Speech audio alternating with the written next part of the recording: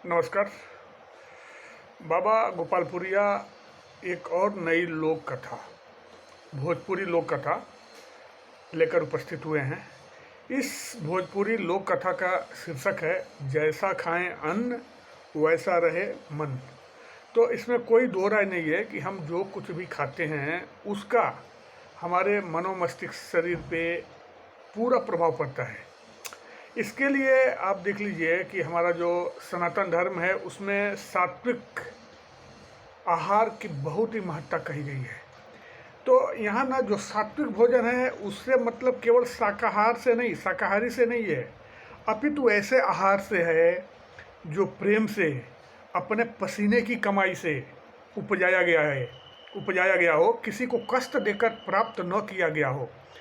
और अगर जिसको बनाया भी जाए ना, पकाया जाए, तो उसे सात्विक विचार के साथ, मतलब कि गुस्से में नहीं, प्रेम से पकाया जाए और परोसा जाए, फिर वो होता है सात्विक आहार। और उसका ना आपके पूरे शरीर पे एक अद्भुत प्रभाव पड़ता है।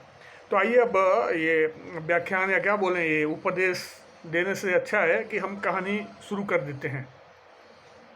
तो एक बार की बात है कि एक बहुत बड़े संत घूमते घामते शाम के समय एक राज दरबार में पहुँचे।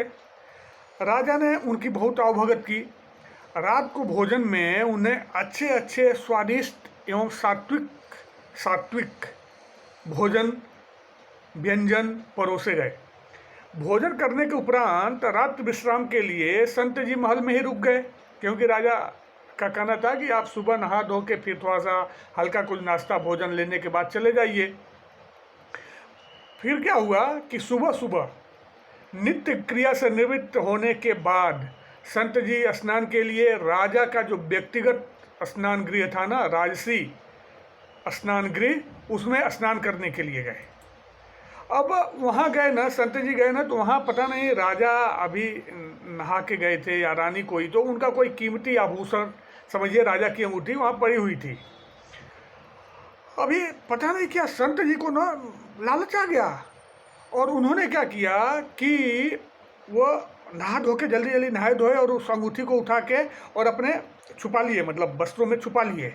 फिर क्या हुआ, वो बाहर आए ना, तो अब चूंकि महात्मा थे, स्नान किए थे, तो अभी उनको पूजा पाठ करना था। जब पूजा पाठ करने के लिए बैठे तो उनको अजीब लगा, अरे मैंने कितनी बड़ी गलती कर दी, चोरी मैंने क्यों की।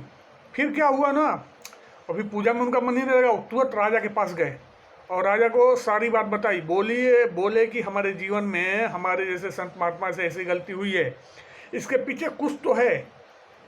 तो क्या आप पता करेंगे कि रात को आपने जो मुझे मतलब कि भोजन प्रसाद ग्रहण कराया था वो कहाँ से आया था, कैसा था।